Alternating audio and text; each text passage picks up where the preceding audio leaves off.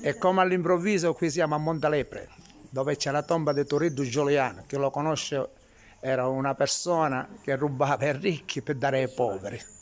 Con l'amico Giuseppe Russo del Venezuela e Maria e mia moglie. Allora ora entriamo.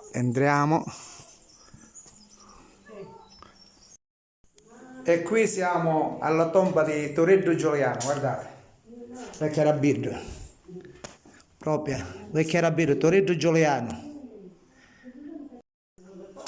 Salvatore Giuliano, nato 16/11/22, è stato tradito suo cugino dal 5/7/1950. Turiddu Giuliano, guarda, siamo al cimitero di Montalepre.